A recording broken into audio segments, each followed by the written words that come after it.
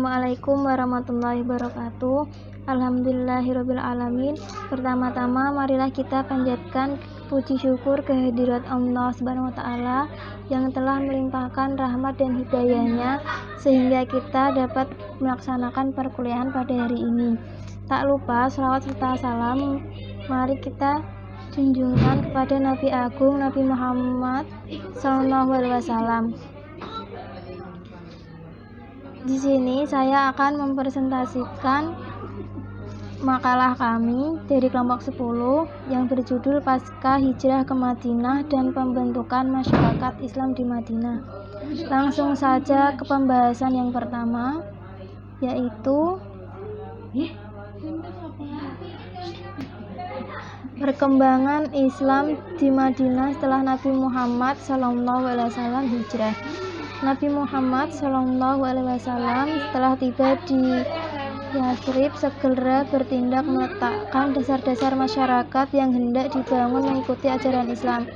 Semangat dan corak masyarakat tercermin dalam keputusan Nabi untuk mengganti nama Yathrib menjadi Al-Madinah, yaitu kota par excellence, tempat Madiniyah, tamadun dan peradaban. Jadi Nabi di tempat barunya hendak membangun sebuah masyarakat berperadaban atau civic society.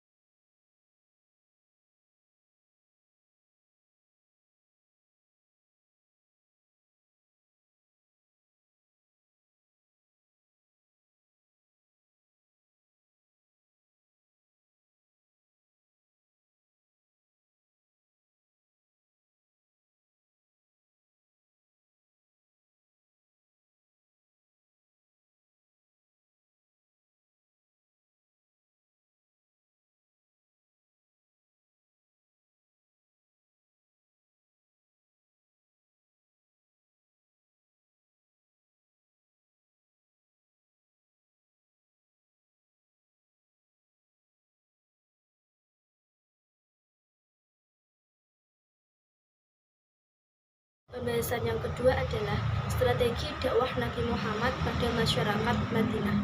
Langkah-langkah yang dilakukan oleh Nabi Muhammad dalam upaya pengembangan dakwah dan pengembangan peradaban Islam di Madinah adalah sebagai berikut. Langkah yang pertama, mendirikan masjid sebagai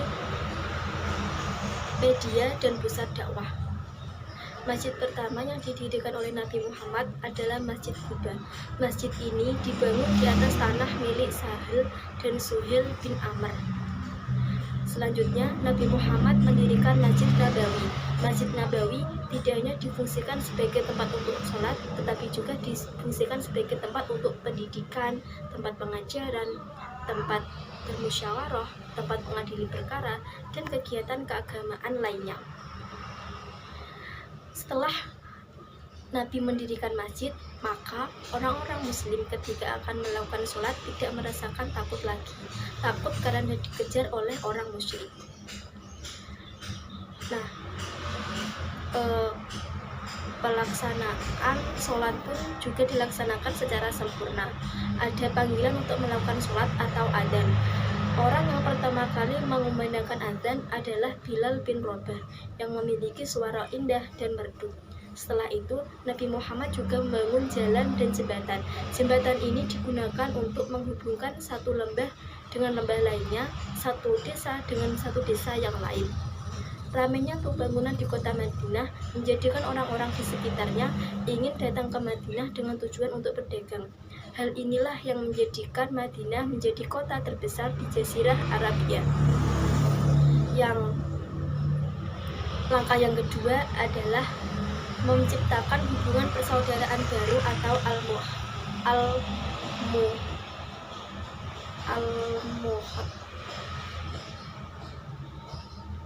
Al-Mu'ahad. Nabi Muhammad menciptakan hubungan persaudaraan baru antara kaum Muhajirin dengan kaum Ansor dengan tujuan untuk memperkuat barisan Islam di kota Madinah.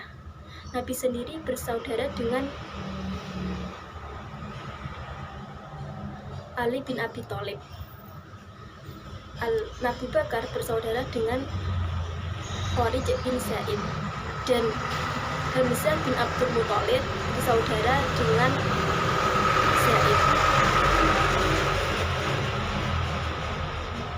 Suasana menjadi aman dan damai sejak terciptanya persaudaraan ini, dan persaudaraan ini disebut juga dengan persaudaraan agama karena persaudaraan ini menggantikan persaudaraan darah. Kemudian kaum Muhajirin juga melakukan aktivitas seperti biasanya. Mereka bertani, ada juga yang berdagang. Abdurrahman bin Auf menjadi seorang pedagang, sedangkan Ali bin Abi Thalib, Abu Bakar, dan Umar bin Khattab menjadi seorang petani. Nabi Muhammad sangat menganjurkan untuk bekerja keras demi kehidupan mereka di Madinah. Yang ketiga adalah perjanjian dengan kaum Yahudi di Madinah. Nabi Muhammad bermusyawarah dengan kaum Muhajirin, kaum Ansor untuk menciptakan suatu aturan atau rancangan yang disebut dengan undang-undang. Dan undang-undang ini isinya ada tujuannya memberi kebebasan kepada semua orang, baik itu kaum Muhajirin, kaum Yahudi, dan kaum Ansor. Perjanjian ini atau undang-undang ini dikenal dengan nama Piagam Madinah. Piagam Madinah dibuat pada tahun 623 Masehi atau tahun kedua Hijriah. Isi perjanjian ini antara lain kaum muslimin dan kaum Yahudi hidup secara damai dan mereka bebas untuk menjalankan ajaran sesuai dengan kepercayaan mereka masing-masing. Kaum Yahudi dan kaum muslimin wajib untuk saling tolong-menolong jika mereka diperangi oleh musuh. Apabila satu diperangi musuh, maka pihak yang lain wajib untuk menolong. Yang ketiga adalah Nabi Muhammad adalah pemimpin seluruh umat Islam. Maka jika ada suatu persoalan dikembalikan kepada pemimpin tertinggi, yakni Nabi Muhammad. Yang keempat, kaum muslimin dan apabila ada salah satu yang diskriminasi, kaum muslimin dan kaum Yahudi wajib untuk saling membantu, terutama tentang kewajiban pelaksanaan kewajiban untuk kepentingan bersama. Piagam Madinah merupakan titik tolak pembangunan demokrasi karena di dalam perjanjian itu banyak sekali poin-poin yang memberi kebebasan penduduk. Tetapi lama-kelamaan Piagam Madinah tidak dijalankan oleh umat muslim.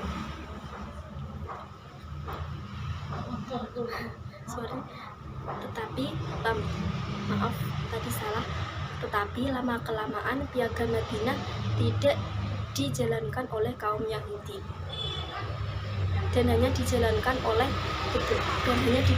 beberapa waktu saja. Selanjutnya mereka mengingkari. Strategi selanjutnya adalah meletakkan dasar-dasar politik, ekonomi, dan sosial di bidang politik. Musyawarah menjadi dasar ideal dalam pembangunan negara demokrasi sesuai dengan Quran Surat Asy-Syu'ara ayat 38. Yang kedua adalah bidang ekonomi. Nabi Muhammad ingin menciptakan kehidupan yang aman, sejahtera, dan semua ini diberi, dan apabila ada orang yang belum mampu maka mereka diberikan zakat, yang bidang sosial kemasyarakatan. Nabi Muhammad tidak membeda-bedakan setiap orang. Nabi Muhammad selalu menganggap orang itu sama, baik itu berbeda ras, berbeda golongan, berbeda suku, berbeda agama.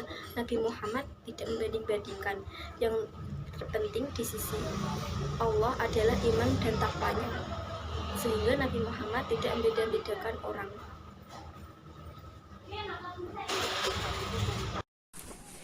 Untuk pembahasan yang ketiga yaitu karakteristik pendidikan Islam di Madinah. Untuk melaksanakan fungsi utamanya sebagai pendidik, Rasulullah telah melakukan serangkaian kebijakan yang amat strategis dalam memajukan sistem pendidikan Islam di Madinah. Nah, jika pada periode Makkah, corak pokok pembinaan pendidikan Islam itu lebih mengarah pada pendidikan tauhid. Maka berbeda dengan periode Madinah karena pola yang ditetapkan adalah pola pendidikan sosial politik. Pada hakikatnya ini merupakan kelanjutan dari pendidikan tauhid di Mekah, yaitu pembinaan pendidikan sosial politik agar dijiwai dengan ajaran tauhid.